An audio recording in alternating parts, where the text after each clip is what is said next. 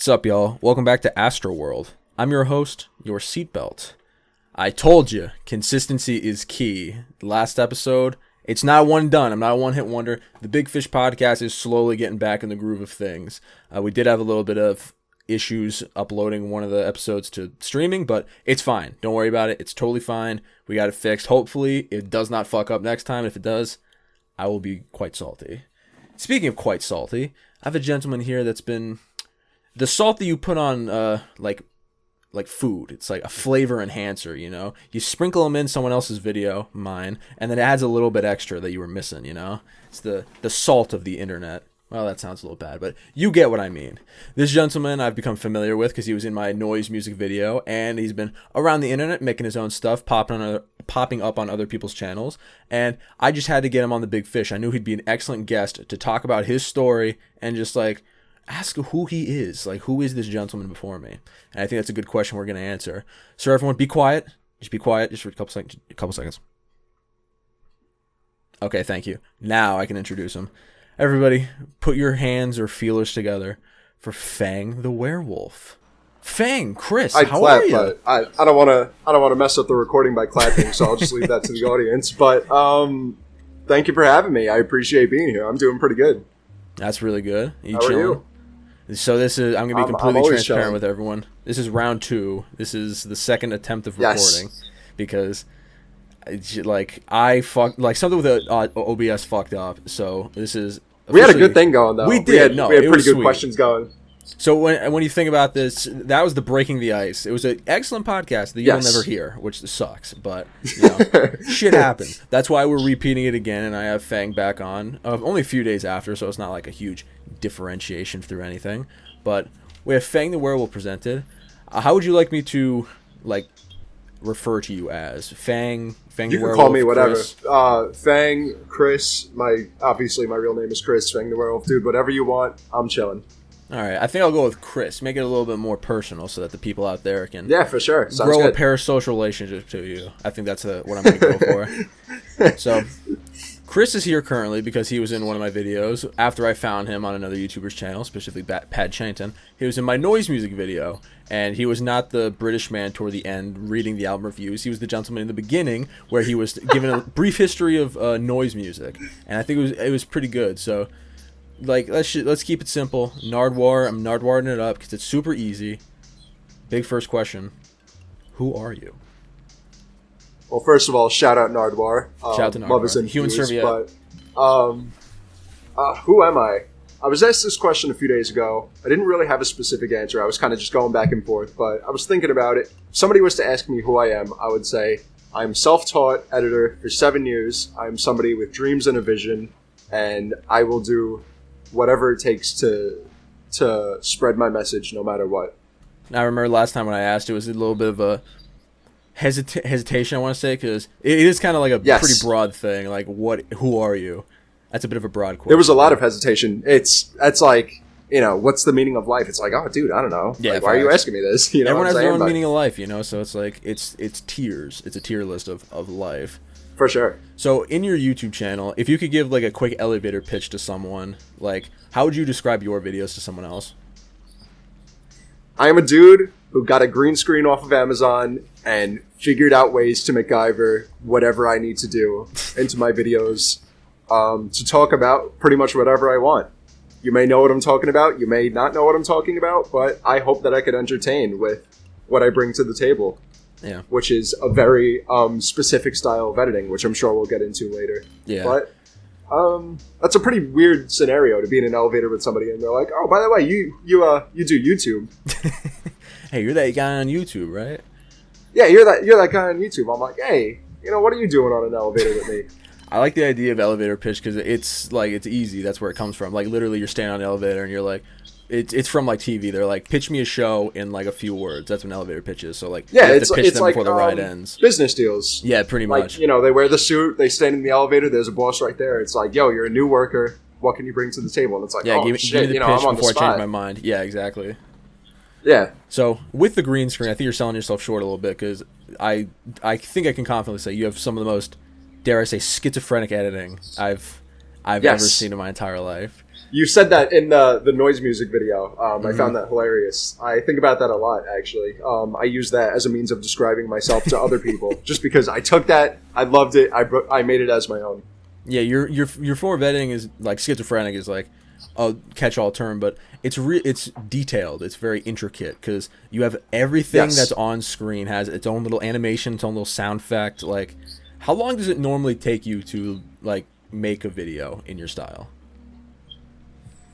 To make a video in my style, it depends. I hate when I look at my channel and I see the dates between when each video is posted, because if somebody was to just check my channel, on a whim, they'll be like, oh, this channel may be dead, because it'll be like, 2 months. Longer term, it'll be like 3 months. Usually it's like 1.5 months between uploads, but that's because when it comes to my editing, it'll usually be like, if I'm sitting at my desk, I sit there, I'm like, all right, I got to do this part. I got to get it done today. Let me put my mind to it. Let me just do it. If I'm sitting there 10 hours of just constant work, I want to say that'll give me like maybe 5 to 10 seconds. This is from raw footage, spliced, editing, sound effects, all that. It'll be 10 hours for like 10 seconds of footage.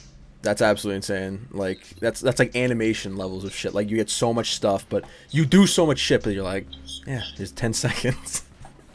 Yeah, exactly. It's funny. My channel actually used to be an animation channel way before. My videos are all unlisted now, but I used to be an animator because I wanted to follow YouTubers such as like The Odd Ones Out and Jaden Animations, who are very awesome people, by the way.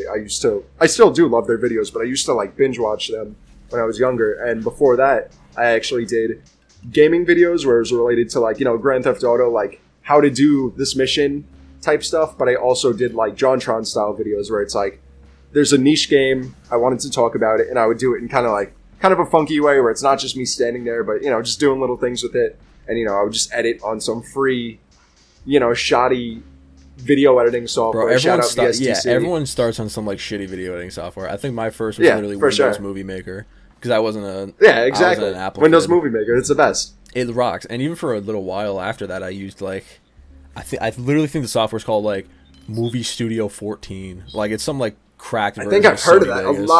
A lot of people use that stuff. It's like awesome. A cracked version of Sony, and like it didn't have any of this shit. It was just so basic. It was just like cut, like put together. Like it's easy, but that's what you build up. Yeah. And now you've evolved to Premiere Pro, the industry standard.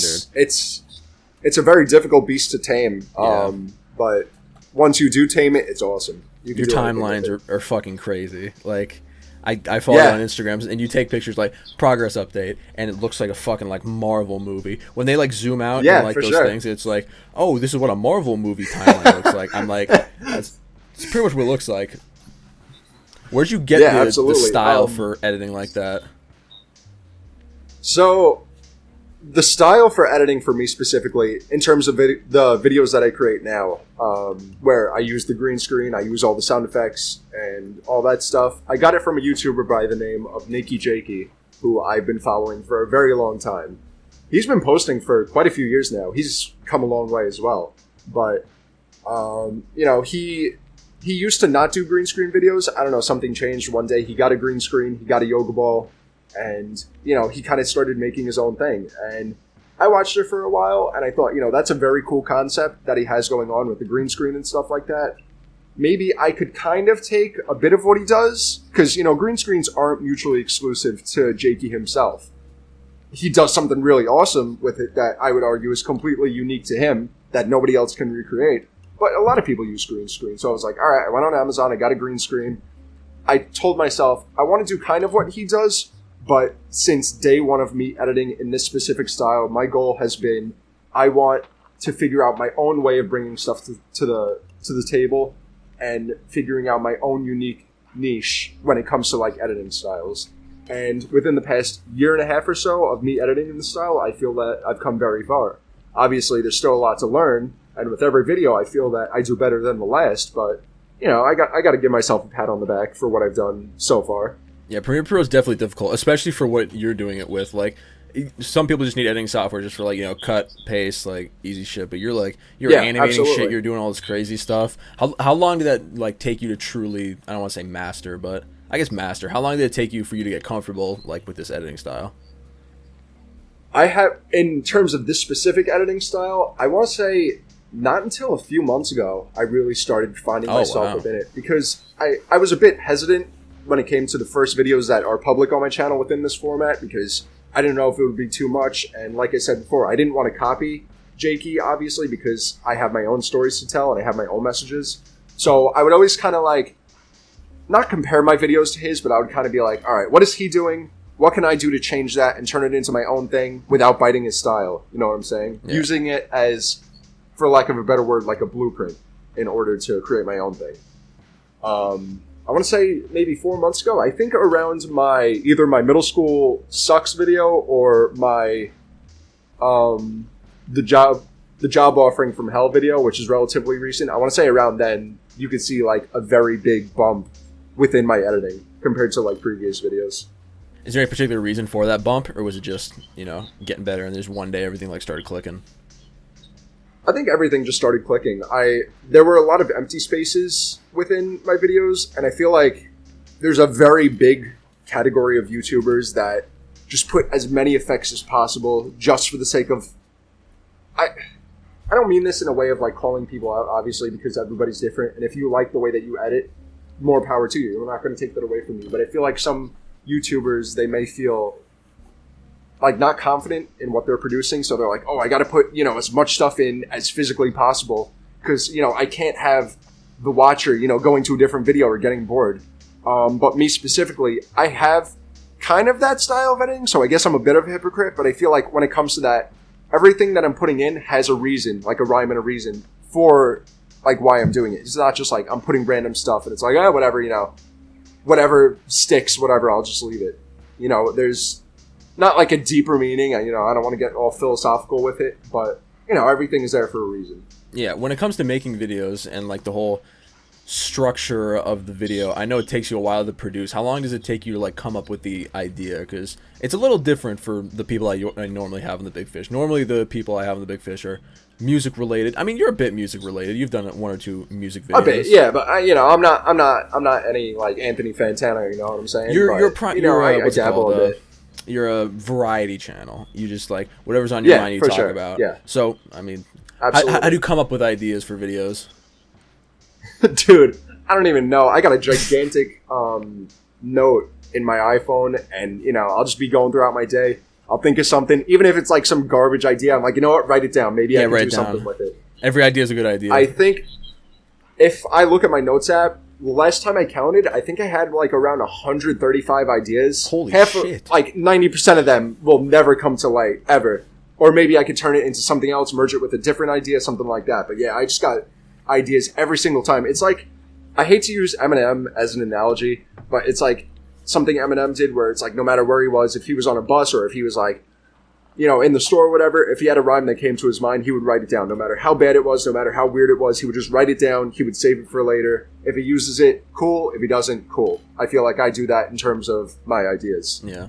For your editing style, I know it takes a lot of like stuff out of you, and you're talking about ideas not hitting the cutting room floor, but like, has there ever been a point where you have an idea, you edit, and you're like so far along, or you're just like, fuck it, I'm gonna stop? Have you ever gave up on a video? Never. I have never given up. Actually, that's a lie. Kind of. It's kind of a lie. I want to say around 7 years ago, I had a video about shovelware Wii Party games. Ooh. It was part 1, and I was in the process of making a part 2. At the time, I was around like 14 or 15 when I was making that video. Like I said, VSDC video editor. I had some like crappy webcam, some Lenovo ThinkPad from like 2009. ThinkPad. Couldn't even run the editing software. I would just overclock it, do my best. So be it. But I had that going on. My editing style back then, it was a mess. It's like I would script one sentence, get dressed, I would record that one part, I would bring that one specific part into the timeline, I would edit that, and I would just do that in a continuous cycle. So it's like something that would take me one day of just pure recording would take me like 7 months for no reason. It was just me being dumb and not knowing how to so it was garbage. So I'm like, all right, this isn't fun. So I just gave up on that, and it's somewhere on some computer somewhere, but that will never see the light of day. once you discover that you're like, oh my god, I can record things like at the same time and just like put them in when I need them. It was. It's literally a game changer. It was insane. So, it was insanity. So it's like, oh my god, I could do a basic task. I could actually edit. It's crazy. Yeah. So you said 7 years ago you were doing that. How long have you been making YouTube videos? Not under specifically like Fang the Werewolf, or if it was Fang the Werewolf with like other things. When did you first get birthed onto the internet? The channel itself, the one that I have now that I am posting videos on currently, it came around, I think, April of 2015. Before that, I had a different channel. I think it was just, Christopher last name. I don't know why I'm hiding my last name, because anybody could find it on my Instagram, but so be it, whatever. I was posting... God, I didn't even remember this until now. I was posting Minecraft Let's Plays, which is very... dude. Everyone fucking does that. Very stereotypical. That's where everybody starts. Dude, I sat my little camera down. It was a digital camera from ages ago. Propped it up with some books, and I would record... And you record the TV? My computer screen. Dude, yes. I record... Yes, exactly. So you would see like all because no one knows what a screen recorder is, yeah. Yeah, exactly. Nobody knows what that is. That's so I was trying to get Bandicam. I couldn't figure out how to download it, or it wouldn't run on my computer. That was, I want to say I was 11 or 12 when I was doing that stuff. That's lit. It was a very long time It's such a pure form of art, because it's literally just like, I don't know how to do it. It's going to look like shit, but like I'm still going to do it. I'm going to record my screen and play Minecraft Let's Plays. Do you have a microphone, or just use the built-in camera audio? Absolutely not, dude. Sounds like you thought I had a microphone? Jesus Christ. Hey absolutely guys. not. And, I'm sitting there recording. Welcome back to my Minecraft Let's Play. I'm like, oh, dude, I'm going to be the next guy does Minecraft. It's going to be lit. Yeah, you make shitty-ass videos, and like, oh, dude, these suck, but like, I'm going to be the next, like, Sky. I'm going to be the next fucking... I'm going to be big, dude. It's like, I got something going for me that nobody else has. It's so fucking It's like, dude, you were 10 years old. Calm down. But seeing your style improve, I love seeing people, like, when they talk about their first videos that they've ever done. I love seeing where people start and then how they've, like, kind of manipulated their way into the content that they make currently. Yeah. Dude, it's awesome. It shows a nice, like, little bit of progression, especially when you've gone from, like, screen recording fucking, like, computer monitors to, like, just hyper-edited, fast, like, bullshit. Like, yeah, for sure. It's crazy. It's a lot. Sometimes I feel like I don't give myself enough credit for how far I've truly come, but if I really sit back and I look at how far, like, from the beginning to now, I'm like, damn. This is something to be proud of. Not to brag, but I'm going to brag. I'm sorry. I'm actually not sorry. Yeah, you just be proud of what you did, awesome. Yeah. Yeah, you got to be proud. Yeah, exactly. So, one thing that I was curious about when I was talking with you, Fang the Werewolf is an interesting name. I know I kind of know a little bit of it, but could you tell the people listening the backstory for Fang the Werewolf? Because I find this fascinating. So, I'm going to give kind of a short form of the story, and it's going to be branching off and stuff, so it's not necessarily in a correct order, but it was either second grade or third grade before I posted the Minecraft Let's Plays. A friend of mine in my classroom, this is when Twilight, like the movies, like the first one first came out, or maybe the second one, I don't know, I'm not up with my Twilight lore, but she brought in a book, and it was about like the characters in Twilight, so it was like vampires, werewolves, whatever, and she was showing all of us. It was this gigantic picture book, and I saw the werewolves, and I was like, oh dude, this is kind of cool. And I feel like this is where I kind of start branching off. So this is going to be a bit sudden of a change, but I, for my entire life, have had ADHD, which is, it's not a mental disorder, but it is something that goes on in the mind where your mind processes things differently.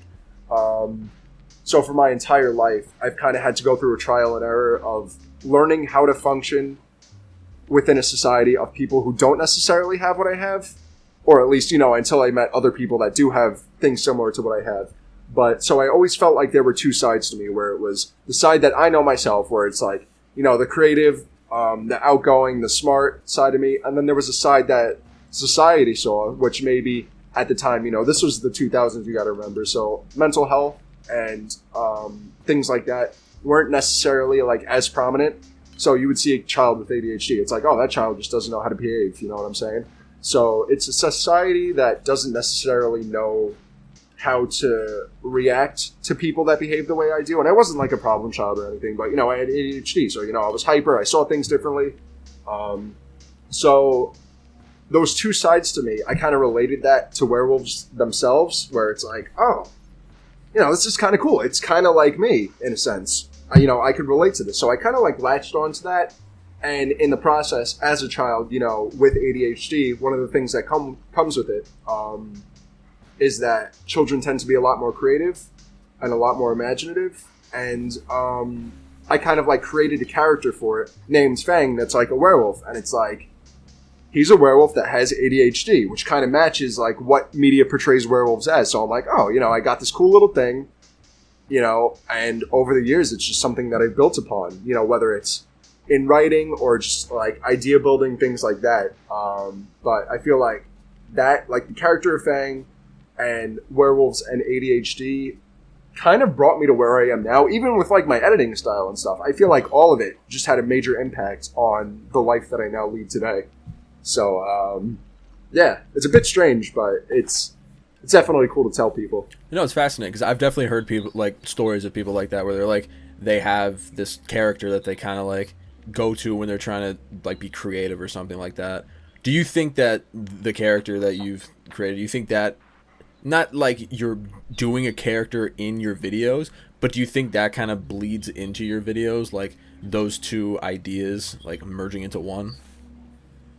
Absolutely. I think that the ADHD, very baseline, obviously ADHD is a lot more than being hyper, but the idea of hyperactivity I feel bleeds into my editing style, and I feel that I enjoy it so much more because of that, because it's like, it's kind of like personifying the idea of ADHD within an editing style, and people seem to enjoy it. Something I was worried about was that it would be like too overstimulating for people, and they'd be like, oh, I don't want to watch this. There's too much stuff going on, you know what I mean? But people seem to have taken a liking to it, which is, super awesome.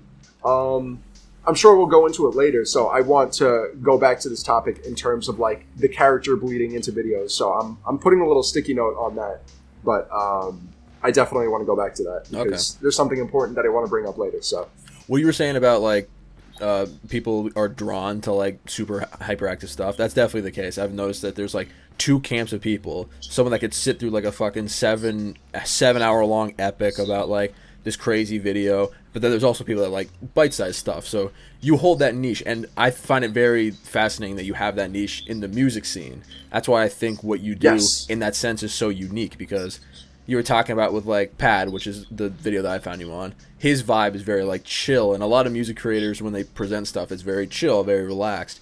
You're kind of like, if there's like a cooking show, right? If we're using an analogy of a cooking show, like other stuff is like the Great British Bake Off or like Chopped. You're like Epic Mealtime. You're like, we're gonna fucking go crazy. We're gonna bite some shit, and it's gonna be insane. Like you take a weird twist on it. And I think it's a welcome twist, and I think that it's pretty cool. How do you feel about the more hyper editing style when it comes to musical content? Do you find that more difficult when you have like a more serious topic, or a more research heavy topic than just I'm going to tell a story? I'm going to bring this to me because music as an art and as a medium can be both very gentle and very like, all right, this is chill, I'm able to make jokes about it, so be it. But music as an art can also be very deep and very dark. So having a hyperactive style is a give and take, because it's cool because you can put a bunch of stuff on the screen, you could get your point across in an awesome way that not a lot of people do, or at least know how to pull off properly. But one of my things, I made a video on an album by an artist, Cat System Corp. Shouting him out, by the way. He's a super cool dude. And it's an album about the events of 9/11, but taken in a way that it's like, what if 9/11 never happened? So I come in talking about this album that's about 9/11 with this very hyperactive editing style where it's like, I got comedy and stuff, this and that. It's kind of difficult to make a comedic video about 9/11, you know what I'm saying? So, I'm editing, I'm going through the script. I'm like, Jesus Christ. I hit multiple people up. I'm like, dude, is this insensitive? Like, am I doing something wrong with this? They're like, I don't know, man. You just got to take the risk. I'm like, whatever. I did it. It worked out, thankfully. That's how Pad noticed me, and then you noticed me through Pad. But yeah. It could be very difficult at times, but I do welcome it though. I think a multitude of editing styles can go a long way. I think the specifically the News at 11 video, I think that was handled very well because, like you were saying, it's a difficult balancing act. It's like 100% because you want to be funny, you want to be entertaining, but you're also dealing with such like a sensitive, heavy topic. I think you did that very well. Yeah, for sure. I appreciate that. Did he give you any vinyls? No, I bought the vinyl myself. Oh, did you? I know. I bought the vinyl myself. I got the picture disc edition. Oh, nice. And I got the tape as well. Really? I'm not really one for picture disc. I'm not one for vinyl in general, to be honest. Really? I feel like it just annoys me. You know what I'm saying? The fact that the cover is able to get all messed up. And I know that there's like cover sleeves and stuff, but I feel like with cassettes or CDs, they have like a hard shell. So it's like, all right, I could just replace it if it gets messed up. You're the first person I've met in a long-ass time that prefers CDs over vinyl. That's fascinating. Really? Yeah, dude. Vinyl is huge. That's crazy. Now. Especially vaporwave stuff. I don't even really collect CD because I feel like it's too close to streaming for me to really care about it. Whereas with cassettes, it's like, all right, it's this far back, it has its novelty, but yeah, I am not. Cassette man. Unless it's a very special release to me, like News at 11, I will not collect it on a vinyl. Wow, that's fat. You're a man of culture. You get the cassettes. I think yes. I think I own one cassette tape. Like that's all I have. Really? What is it? One. It's recent release. Everything's a new album. Rod Datafield. Okay. I got like a bundle pack with like. Oh right. Shit. You were talking about that on. What was it? Big Fish? I believe you were talking about it. You mentioned it somewhere. Yeah, we had a little arc because everything is my favorite band. If anyone doesn't know, and they announced their album. I was so fucking hyped for it, and it's so good. And I bought a huge ass thing, but the vinyl got fucked, and I had to order a new one. But we're set. But I only have one cassette. They compensated you though, right? Well, yeah, it was a free replacement, so it's like it's not even like that big. That's deal. Cool. I want to like break the old one or something. Like I want to do something drastic because I'm not gonna fucking use it. Or maybe I could sell it if anyone wants like a I got it. Busted ass copy of Rod Datafield, and hit me up. Get a video. I saw a video of somebody with the blue Weezer vinyl. Somebody was using it like a frisbee, smashed against like a brick wall, it shattered into a million pieces. I'm like, yeah, that's fitting. I actually had speaking of the Weezer vinyl, I had a video. It's on my. It's only on my Patreon because I didn't want to put it public. But it was like I found I think it was a $15 record player, and I'm like, I gotta see how this shit sounds. So I fucking bought Weezer's Blue album, and I just completely destroyed the record because like I'm not using one of the good ones that I have. Like fucking, I'm just gonna get Weezer. But now I own a horribly scratched version of Weezer's Blue album, so that's cool. That's great. I love that. Damn, the vinyl is that's impressive that you're a cassette man. That's bizarre, but I mean I respect it. I have to respect it. I appreciate that, yeah. So do you have any other vinyls, or is it just the picture disc of News 11? I got a few vinyl. I started collecting. My first ever vinyl was I'll Try Living Like This by Death's Dynamic Shroud. They release variants for it near constantly on the website, 100% Electronica. But I got that, and then I got Live from Japan from Death's Dynamic Shroud. And then I got a few others before I realized, like, I actually really don't like vinyl. All vaporwave releases. I have a few in my basement from like the 80s and 70s from like rock bands. Like I have genuine, like, the Beatles. Yeah. God, I forget the name. It shows where my head's at. The one where they're like walking across Abbey the Road, street. bro. I got that. Yeah, it's like the most famous album of all time, man. But like the original release, like not the Walmart brand like re-release, like the first edition. I got that. I got Red Hot Chili Peppers. I got a few things there. You should look up that's probably worth a pretty penny right now if I had to. Nah, they're busted. I guess. My mom picked it up from work from this woman who was like, "You want vinyl?" And she was like, "All right, I'll give it to my son." Oh, that's lit. So most of them are busted, but I can't get rid of them. I mean, if it's a first, even if it is busted, like it's a first edition copy of fucking that's awesome. Abbey Road. Does it sound like Is it like snapped in half, or does it still like play? It skips a lot. Ooh. It does skip a lot, but it does play. Do you have a good record player though? That's the question. I gotta embarrass myself. I have a Victrola. Hey. And I apologize in advance for that. I had like one that was like $45. It's hanging up there for like historical significance. I was thinking about like breaking it over my knee, but everyone's got to start somewhere. Because like it'd be funny. Sure. But I mean, Victrola, like it gets the job done. It gets the job done. The reason it skips. That's all I'm gonna say. It might be good. Nah, I see the grooves. I see the grooves all messed up. And it probably is Victrola. It was $50. I got it from like Big Lots or Best Buy, something like that. I don't know if they have those outside of the East Coast, but I got it. I had a gift card. I was like, whatever, I'll just buy it because I have this vinyl, but I have no record player. Damn. That's fascinating. Like, I'm still like fucked up with like the cassette thing. But Yeah. I know Death Dynamic Shroud you were talking about in the last thing that we recorded, and you just said that you have a bunch of their vinyls. You're a big Death Dynamic Shroud boy. What is your favorite album? Can I just say, by the way, I'm so glad I'm so glad that I am not the only one that says vinyls. By the way, I get a lot of stuff for that because people are like, no, it's vinyl. I'm like, dude, I don't care. It's like, but yeah, it's vinyls. Like, if I just say, oh, you have Death Dynamic Shroud vinyl, like it seems singular. It doesn't sound right. Yeah, exactly. I'm just gonna say vinyls, and if you yell at me, fucking go read a book or something. Go on a walk. I don't care. But what was your question? I'm sorry. What's your favorite Death Dynamic Shroud album? Oh man, maybe Olympics. Because I am in the mixtape club, which is a paid subscription service. So I get albums through them, and then with every month, I am on a tier list where I get a cassette of it, pretty much for free in the mail every month of the album that was released. Faith and Persona by Keith Rankin, amazing album. Got that on cassette. Oh, you lucky dude! Oh, dude, it's so awesome. I love that one. So I'm seeing Discog prices like going through the roof for it, and I'm not selling it. Yeah, I can only imagine. It's insane. I want to say SeaWorld 2, possibly for the sole reason that there's a song on it called Desperation, and that to date is my all-time favorite DDS song by miles. It is just phenomenal. Are you ever? They took. Sorry. Oh, no, continue. Yeah, keep going. You're good. They took. I believe it was Only One by Yellow Card. I think that's the name of the song. You know, they did their magic to it, and it's just. It's like a symphony. That's the best way to describe it. It's a symphony. You got to listen to it with good earbuds. It's amazing. Bro, they're so good at sample usage. Like I don't know if I put them on the same tier as like Madlib or like famously amazing producers, but like they're really good. Yeah, they are definitely good. And it's funny because a big thing in Vaporwave is, you know, this is my song. It's just a song slowed down. That's it. And it's Haircuts like a very for big men. joke within the community. Yeah. Well, I mean, I don't want to get into that, but I like haircuts for I'm men. not agreeing or disagreeing. I'm not trying to beef with them. I'm just saying that is kind of like that's kind of their deal.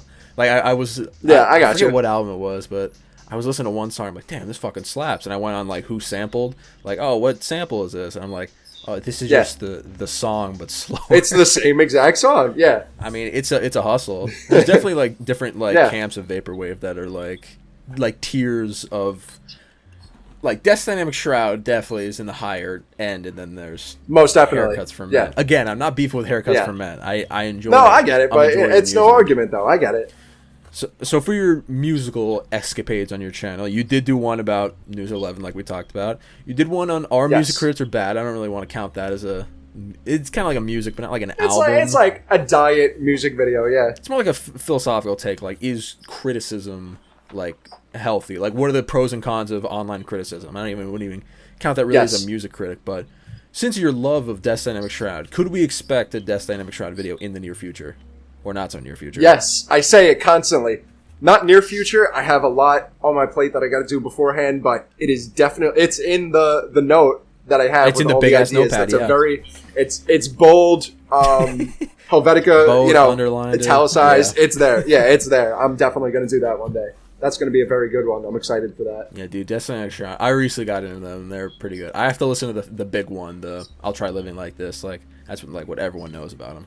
I used to not like that album really? too. And then I got the vinyl, and it came with 2 vinyl that I didn't even realize. I'm going to be switching between vinyl and vinyls. Sue me.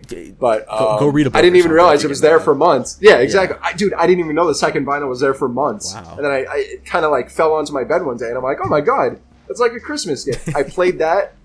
My entire perception of the whole album changed, and now I love it. It's I specifically Faith and Persona is my favorite, but Death Dynamic Shroud is very good. Listen to Death Dynamic Shroud. All right, since you're in the mixtape club, I've heard people give like mixed opinions. Do you think it's worth it?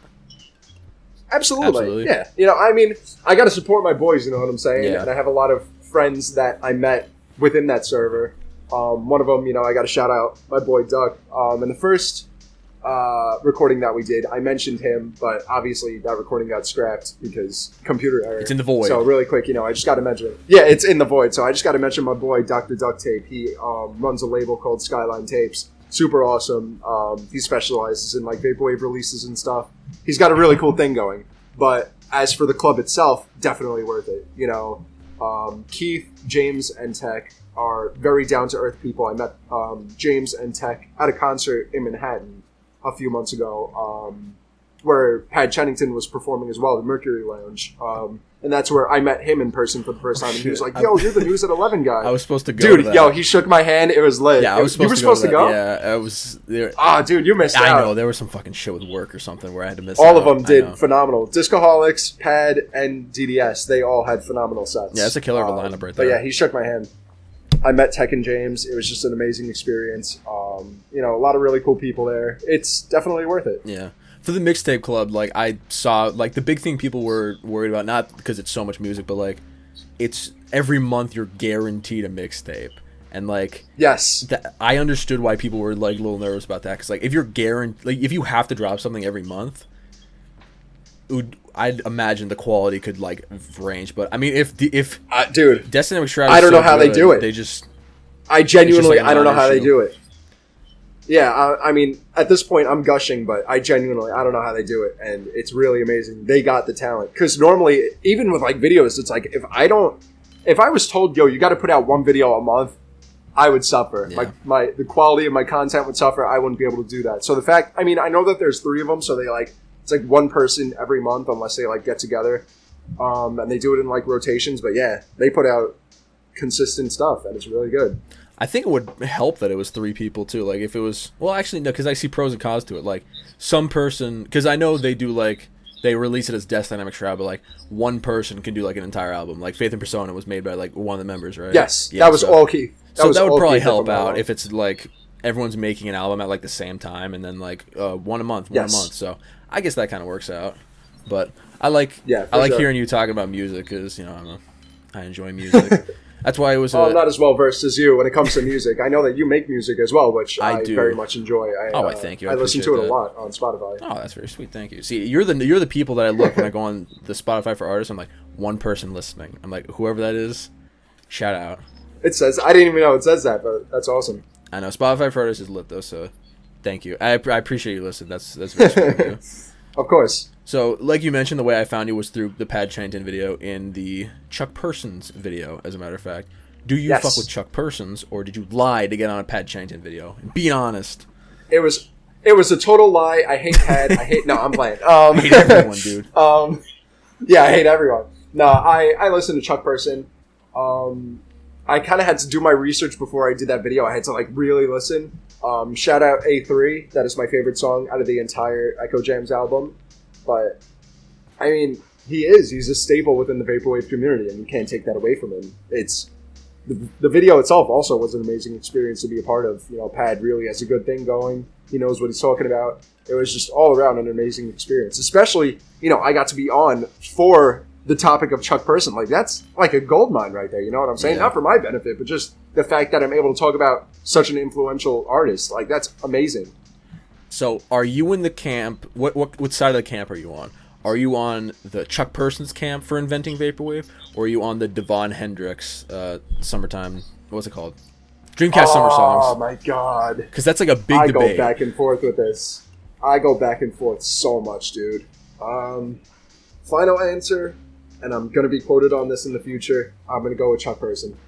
Okay, that works. I'm personally. Although I would argue, I would even go as far as to say, 18 Carat Affair has had some influence. Or was it was either 18 Carat Affair or Nimesh. I apologize if I both mispronounced the name as well as getting the artist wrong, but it was one of the two. They've been releasing stuff for years before Vaporwave was even a thing, so I'd argue that has some contribution as well, even if it wasn't considered Vaporwave. But I'm in the Devon Hendrix crew because I love JPEG Mafia. Call me biased, but I mean, Peggy's a great artist. Dude, JPEG is amazing. He's very good. Absolutely. His stuff, like, he kind of started in Vaporwave, went to, like, experimental hip-hop, and now he's kind of, like, morphing back into Vaporwave, which is really weird. He is. I noticed that. It's very impressive. Because I see on my Twitter, like, it shows, like, you know, tweets, like, your friends like these tweets, and it's JPEG Mafia. It'll be something real. It'll be all Vaporwave people liking it. And I'm like, oh, it's this dude. You know what I'm saying?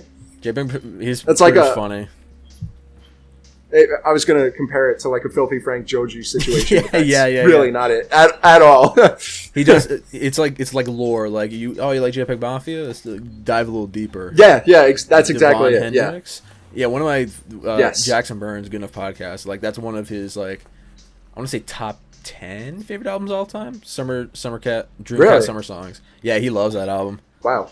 He loves Peggy, and yeah, I fuck with some amazing. Peggy. But all right, so from the Chuck Persons video, you don't have to go into too much detail, go in as much as you want. But how was like the communication between you and Pad getting you on the video? I know you mentioned that he saw you from the News at 11 video, but you can get into as much or as little as you want. How did that come about? So everything was pretty surface level. There's nothing really to hide. All right, this is stuff. It's like, don't tell the lawyers. I was kind of scheming and plotting in the background for this. So Pad, if you're watching this, I apologize. It worked out. Everything is awesome. All right, this is gonna be juicy, guys. Big Fish exclusive. I mean, I'm probably just hyping it up. It's not even that crazy. But I had the video in mind. I was like, this is going to be my introduction into the vaporwave community. Even if I don't make music specifically, I could be, I could kind of you could be a figure in the it. sidelines. Yeah. You know what I'm saying? Yeah, for sure. So it's like, I'm making this video, and I talked to one of my friends. He's British. I'm sorry, I had to bring that up. I apologize. I know that killed the whole mood. Just so of the everyone podcast, knows. But he I is talk British. to the British person. God forbid. Sorry, Mac. So I'm like, yo, I got this video. It's releasing. Can you do something really cool for me?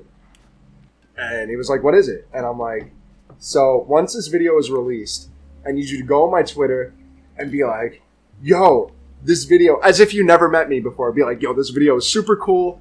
I really love the editing style. It reminds me a lot of Pad Chennington's. Tag Pad Chennington. He does that. Pad notices I had a plan. And it worked. Dude, Pad noticed it. And he was like, oh yeah, this is super awesome. This and that. We got to collab one day. And we were talking in DMs for a bit. Super cool dude. And then the Mercury Lounge concert was coming up where it was DDS, Discoholic, and Pad. And I'm like, he knows I exist. Okay?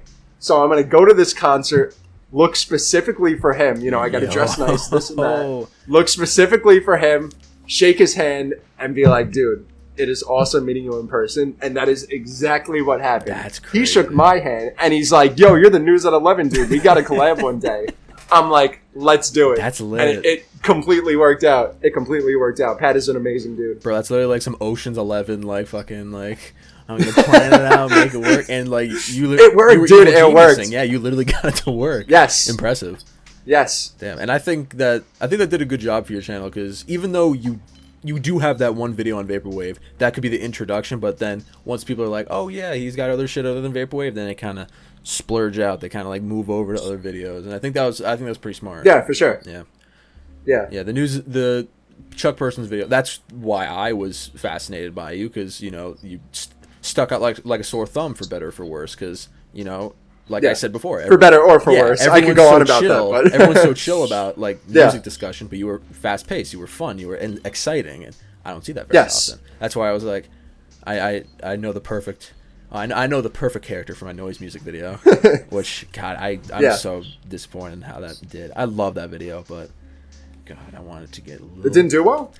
And the goal for me, I wanted it to hit the vinyl release, because if I got the vinyls made, that would have been it. That would have been game over. Yeah. I would have made it, but right, a little underneath. for sure. But yeah, that's, in terms of views and stuff, though, I'd say views were okay. Yeah, but God, I want to get those vinyls made so fucking bad. God, because I would have bought a bunch, and I would have gave some to everyone that was in the video. Would have gave. I'll crowdfund that myself. Let me know. I'll buy all of them, yo. I'm praying that, like, it'll get like a second wind or something, and then maybe I could just reopen it, and then we can get vinyls made, because that would be fucking hilarious. And I just like to point out, the whole point of that was not to be like, I can make noise music too, and I'm going to release on vinyl. It's more just like funny, like, haha, look what I made, buy it as a joke. It's like a gag thing, but anyway. I didn't take it as that. I think I saw a few people, not to name call, I don't even know names specifically, but I think a few people took it as like a very serious thing. And they were kind of upset about it. I had some people in some circles, like, give me a whistleblower, like, people were upset. Like, Yeah. people were like, I had someone like grade my video, like they watched through it and they wrote down everything, like letter grade, like everything that I fucked up on. Like I was getting like a report card. Like, oh my god! It was like, it's like, you know how people have like rate your music for like albums and stuff, like they give it a score. Yes, they scored my video. So. Oh my god! It was a low score. It was a 3. Oh no, not dude. very flattering to say. You know, okay. All criticism obviously is welcome, but it does hurt. It feels it feels shitty. A really bad comment. It does. It definitely does. If you give hurt. it your either the whole college try, you give it the heave ho, and it's still like, 3. Like, even if it is, because most of it was, I'm not gonna just say they were shitting on me. It was very helpful criticism, like telling me like, this was a little whack, or like, I could tell you didn't do much research here. And I'm like, yeah, he was probably right. Yeah, so for like, sure. I understand, but it's still like a little bit. Yeah, I get it. Feel it. You were talking to me before about the response from the Pad Chennington video you were in, and I was blown away by it, because I did not know that it was such a split decision with your appearance in that video. Yes. It was very half and half. I don't want to say, yeah, I'll go with half and half just to make it easy. There were a few people from a few different fronts. One of them, or a few of them rather, were Pad Chennington fans who they enjoy Pad's style of editing and Pad's layout, where it's a very chill and relaxed way of going about talking about music, which is totally cool. Like I said, all love for Pad, and I love his videos. I enjoy his style and his presentation. But like you said, it's kind of like a sore thumb in a good way, but it was like going from a very chill and relaxed vibe to me, who's like, explosions everywhere and like, super random ass sound effects everywhere. Just everything everywhere. Yeah. People are like, what is this? You know what I'm saying? I got a bit of hate from that, but there were also a few people that were like, oh, this is awesome. And a few people from the Nakey Jakey community as well, unfortunately, who saw my video and they were like, oh, who's this clown copying his style? Which those comments do get to me, because it's kind of like, that was at a time where I was still trying to figure myself out in terms of my style, so I kind of get it.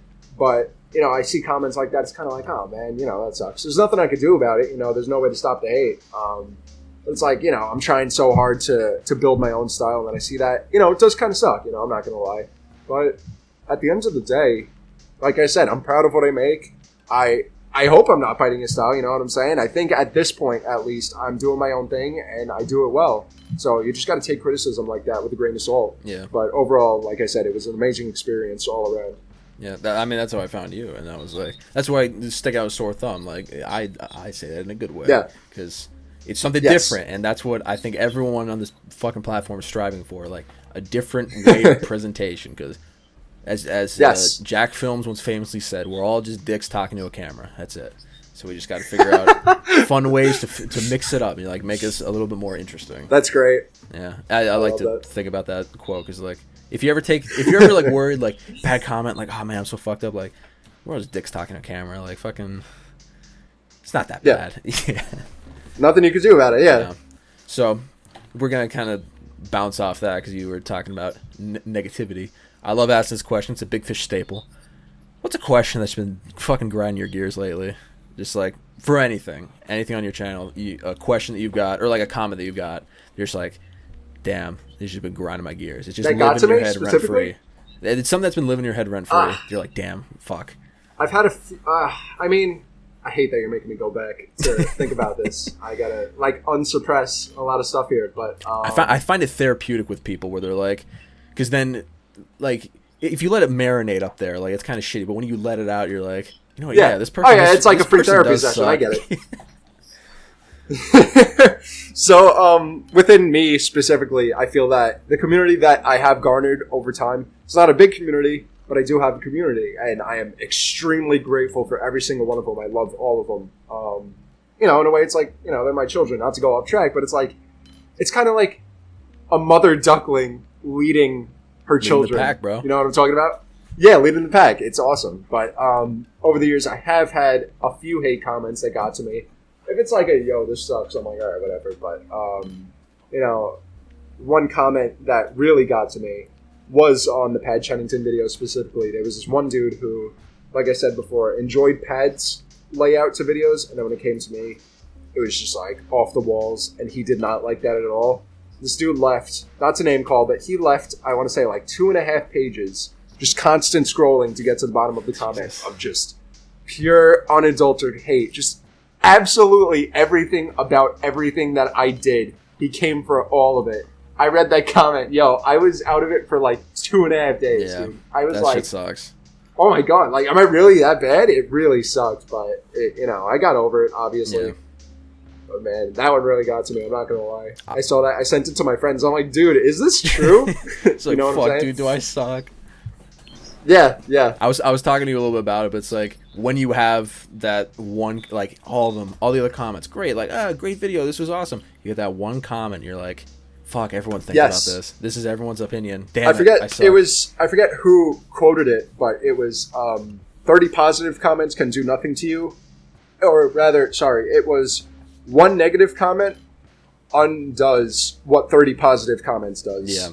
That's so like facts. in an instant.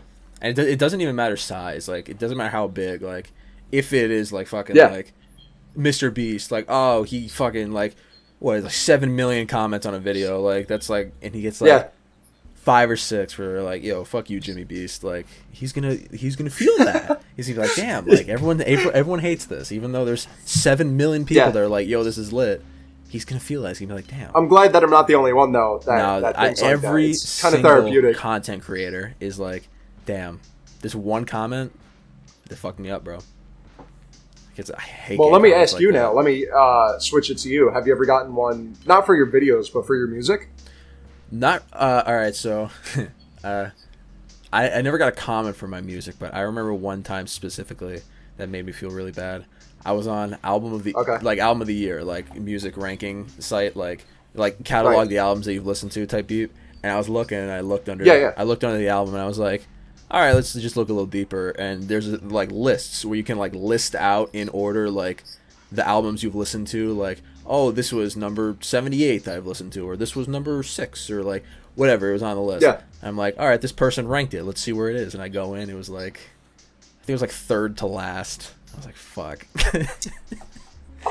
Dude, it wasn't even like a comment. I just saw that, I was like, damn, I suck. I'm quitting music. I'm deleting everything. But you didn't though. No, I didn't, because again, it's like for the best. Quiet majority, like, vocal minority. That's what I meant to say. So, shit happens. But for comments, like every once in a while, I get like a whack comment.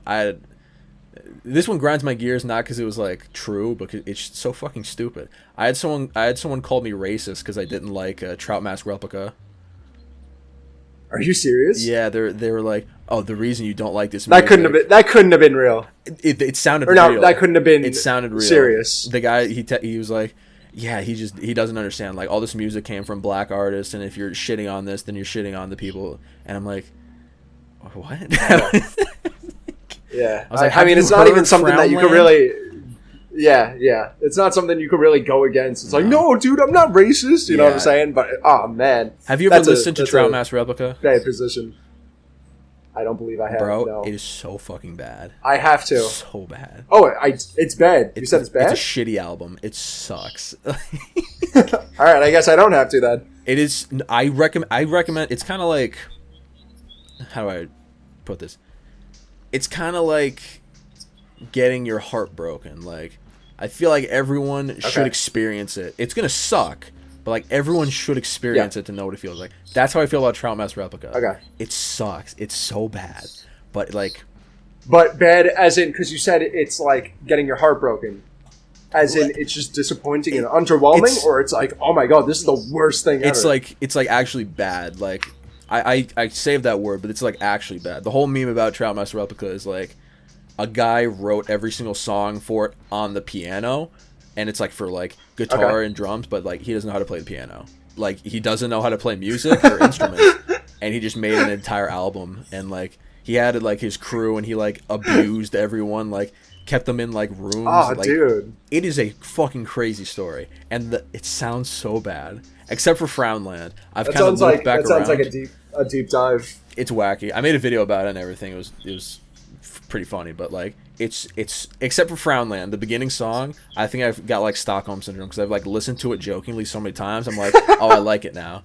Like Frownland is a fucking absolute banger. I will die on that hill, but everything else fucking sucks on that album. It's like an hour and a half long. Okay. I highly recommend. I too. highly recommend listening to Trial Master Output just so you can say I've listened to like one of the worst albums ever. Man.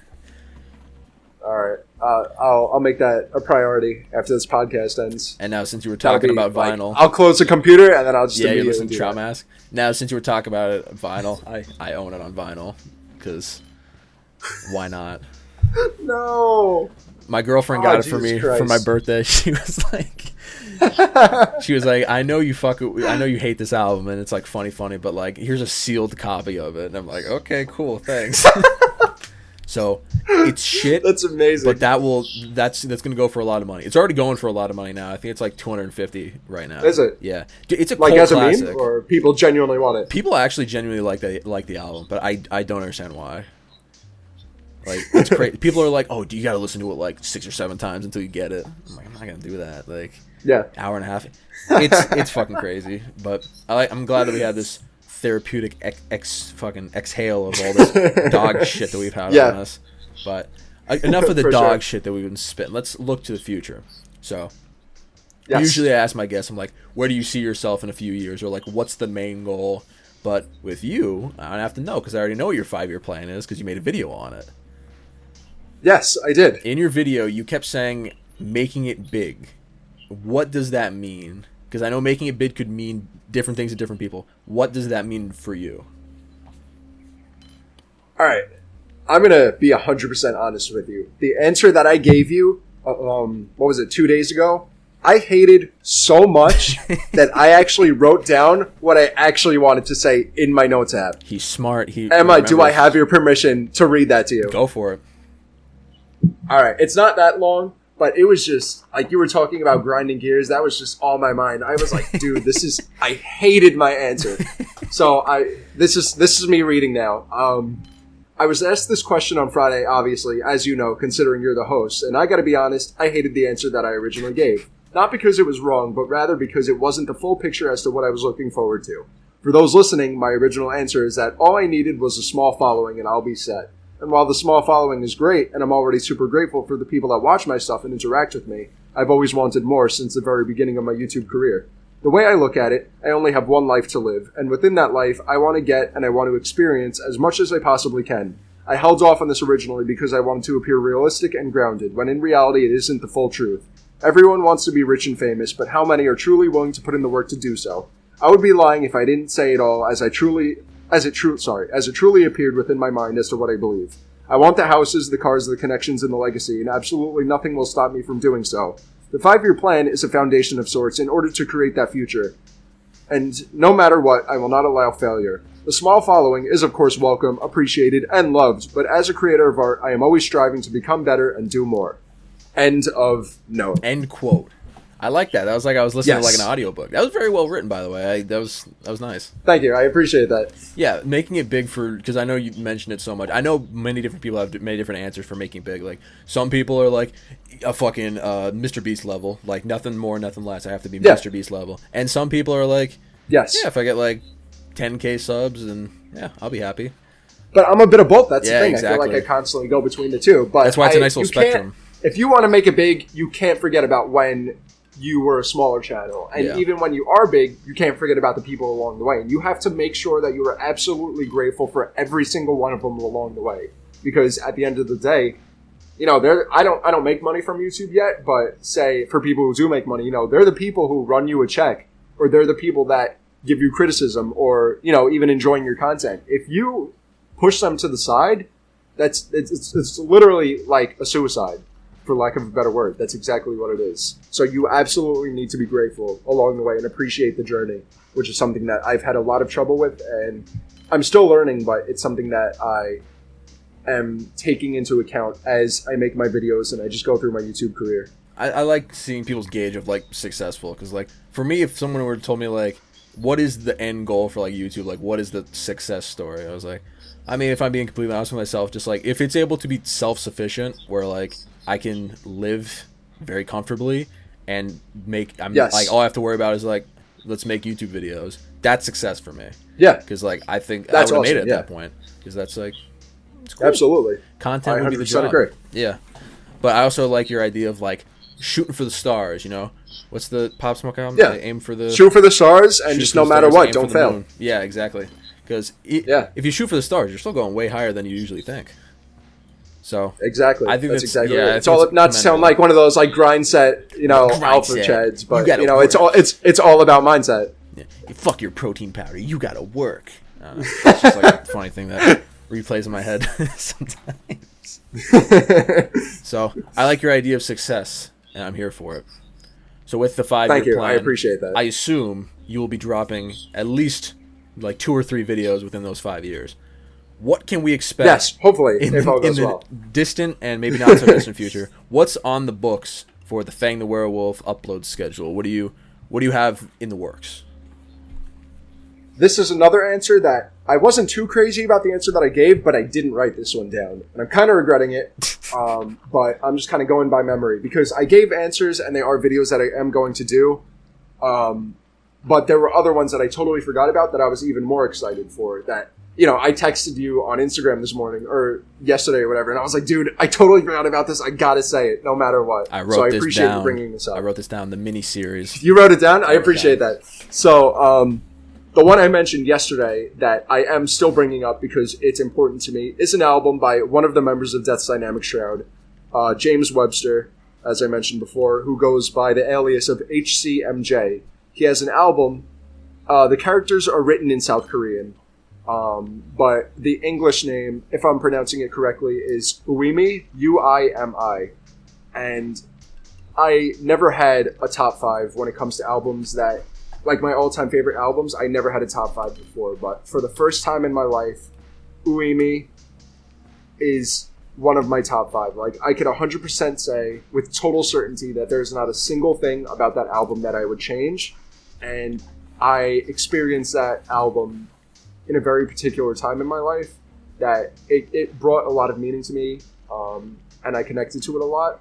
So when I do that video, I want to kind of put the green screen to the back or the background, no pun intended, and I want it to be like a love letter for James himself to be like, thank you for making this album, and I'm super excited for that because I'm investing a lot of money into it in terms of like a better camera.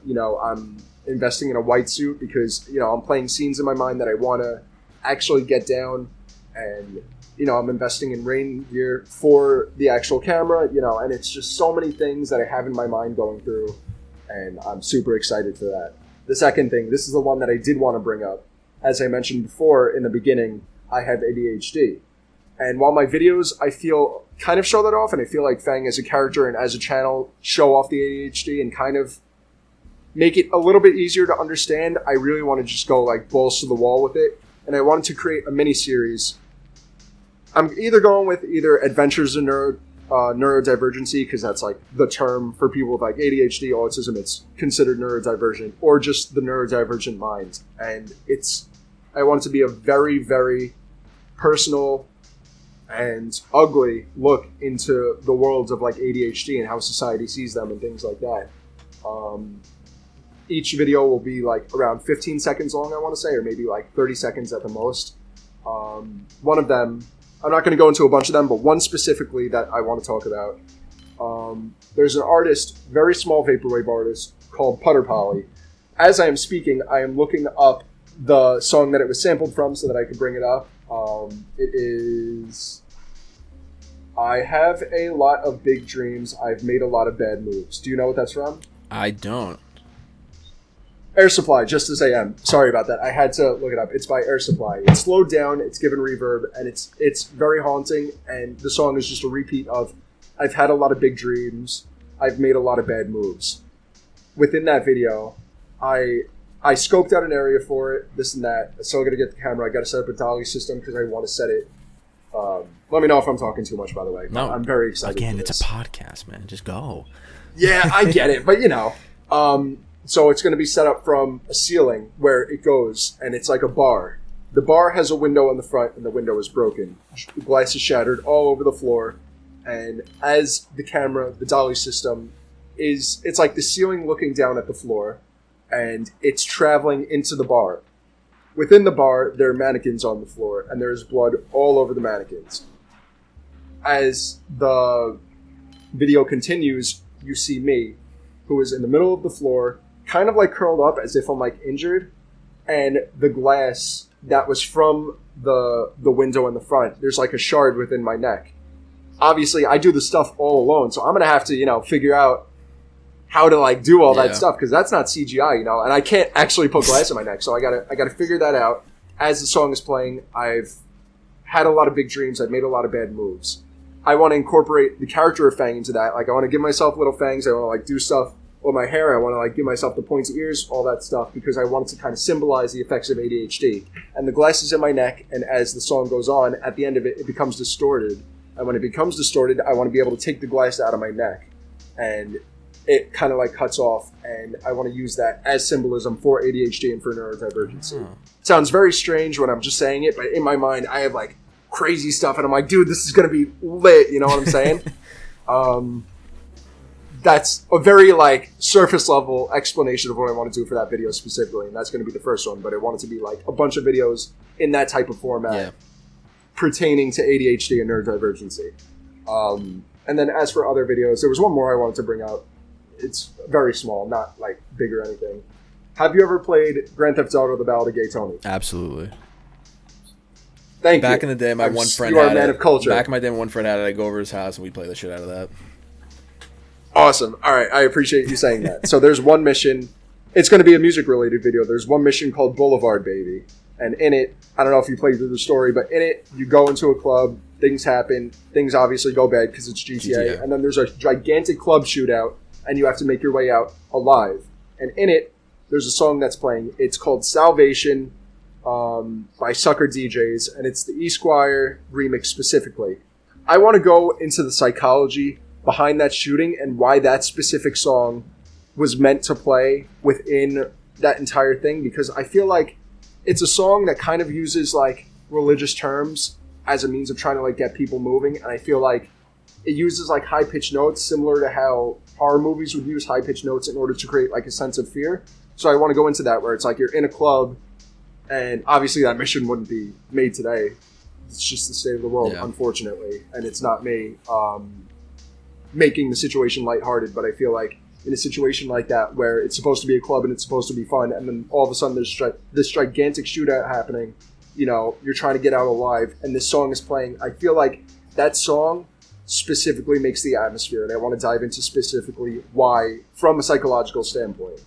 And because I go to college for psychology, going for a doctorate in clinical psychology, so I want to like use my learnings on that. You told me so that, and I'm like, excited I for just that. said, like, good fucking luck, man. Like, Jesus, for a doctorate. That's impressive. It's going to be a lot of work. But that's very that. fascinating. I like pretty much everything you just said, like, with all the videos, because I love the passion. I love the, like, setting up the shots and being more cinematic. I love when, like, small YouTubers or, like, people that don't have, like, huge budgets, like fucking Jimmy Kimmel or some shit like that. Dude, I got to MacGyver fucking everything. Yeah, dude, because that's the fun shit. When you're small and you MacGyver shit, that rocks. And I also do really like the idea of, like, it's such a specific thing, like this one song during this one event, but, like, going into the psychology of that, like, that fascinates me. And I love seeing, like, the passion, like, pour out, and it's going to make a good video. And I'm excited. Thank you. I think this would be cool. And I still have to listen to the HCMJ album that we talked about. Oh my god, dude, you gotta. I want you to listen to that album. You need to be in, like, the perfect... You gotta really sit down and be like, all right, I'm not going to experience this as an album. I'm going to experience this as an experience. Yeah. That's how you got to go about this album. Usually when I have, like, when I listen to albums, I'm like, if I have, like, what you're talking about, like, a very experienced everything, I find it hard to, like, just sit down and, like, not do anything except listen to an album. So I usually go on, like, bike rides. Yes. So I'm going to pick I'm going to pick a beautiful day. It's going to be birds chirping, sun shining. I'm going to listen to this, and it's going to be a banger. It's going to be amazing, dude. And you could be my resident vaporwave aficionado, because I enjoy vaporwave. I'm going to get more into it, because, like, a lot of vaporwave albums I've been suggested, I'm like, yeah, they're pretty good, but, like, I want it to go, like, that much a little bit further. So, like, I want you to be my my reservoir for vaporwave. You got some cool Yeah. shit like If that. Anthony Check if Anthony Fantano walked up to me right now and he was like, "Give me one album," that would be the album I tell him to listen to. Yeah, I like the album cover too. It looks very like sunny and warm for the. How do you say it? You said it like it's in South Korean. How do you say it? I believe it's Uimi. Uimi. But don't quote me on that, please. Okay. I don't know if that's right, but nobody has ever I'll corrected take me, it. so I'm just kind of running with that. I'll take it. But All right, cool. Chris Fang, whatever we shall call you, we're winding down here. And before I throw you Yes. off the side of the boat of this big fish, before I make you walk the plank, you got any last words to leave the people? Last words. We did this a few days ago. Didn't know what to say then. Still don't know what to say now. Just please check out my stuff. Be ready for what's to come in the future. I promise my channel isn't dead. I appreciate It just takes them a while. It's like every- animation. Come on. Yeah, it takes me a while. You know, if you saw my timelines, you would understand. I call my timelines skylines Bro, for that exact reason. follow his But- socials and look at his fucking timelines. They're crazy. You could just find everything is FangTheWerewolf. Like, dude, all one I think word, so my, I I'm think sure my you can shit's find it. crazy. Then I see his, I'm like, damn, I don't like shit on this. So, But yeah, I don't know. I got nothing else to say other than thank you for having me. Oh, It's absolutely. been amazing. there's number to be 2. here. So, sucks that the first one Yes, will never number be 2. seen. But, Second time is the charm. hey, man. Nah, I think I like this one better. I feel like because the first one was like breaking the ice. This one is a lot more personal and Yeah. a lot more chill. No, this is great. Chris, I know you mentioned it, but let's make it formal, official. Where can people find you on the internet? People can find me YouTube FangTheWerewolf, all one word. Instagram FangTheWerewolf, all one word. Twitter FangWerewolf NYC, all one word. Because I tried getting FangTheWerewolf. Some girl got it in like 2012. I managed to find her. Very long story. I'll save that for another day. But she doesn't know the password, so I'm not getting that account anytime soon. She was willing to give it to you, Yeah. but she forgot the password. She was Yo, I was talking dude. to her mom, Oh. and her grandma made the account. They forgot the password. I'm Holy like, shit. please, I will give you money. Please, just figure this dude, out. that The mom sucks. ghosted me. It was a mess. Yeah, That blows, dude. But Yeah, I mean, it really at least sucks. you tried. But yeah. shout out to as a bit of a bummer way to end the big fish. Damn, I wish that lady would have got back to you. That would have been lit. I've never bought a fucking like username, but I just want to get Jake so bad. Like just Jake. How baller would that be? Oh, dude, that'd be amazing. Like Yeah, that's that'd probably be gonna be awesome. like $50,000, but like maybe I'll give it the college try. We'll see. That's verifiable, though. You get the little check mark next That'd to be that. so lit. But yeah, speaking of lit, this is a lit episode of the Big Fish Podcast. And if you'd like to listen to the Big Fish Yes. Podcast, oh boy, do I have some good news for you. There's multiple different ways you can listen to it, silly. If you saw in the video version, there was a little screen on the bottom right that was popping up. We can listen on streaming services. It's on Spotify, it's on Apple Podcasts, or anywhere else. I think we're on like fucking Podbean. I think that's a thing that's coming up, or I don't know. There's like, I look at the things, I'm like, who the fuck Okay. listens to stuff on this? But we're on Podbean, I guess, so check out Podbean. And All right, sounds good. if you're a streaming guy, it's on YouTube, and there's video now. Like you see me, you see Chris. Yes. we're moving. I wore my chain and everything. Exactly. For it. I forgot He- to tuck it in, he so I dressed look like nice. a total douche. Yeah, But if it was up to me right now, like if this was audio only, I'd just be fucking like, I'd look homeless, but I have to look a little more presentable than homeless. So I did this for you guys, and I think it looks pretty cool. So check out the video version, or again, audio versions exist too. But yeah, I think that's about it. I think that wraps up the Big Fish Podcast. Thank you for watching. I appreciate it. I'm sure Chris does too. yes. And as Thank you for having long me. as you remember that this is the most New York man I've ever talked to in my entire life, then you're good to go. So thank you for watching. I appreciate it. And I don't have any alcohol to finish this off, but I have a mug, so have a pleasant day.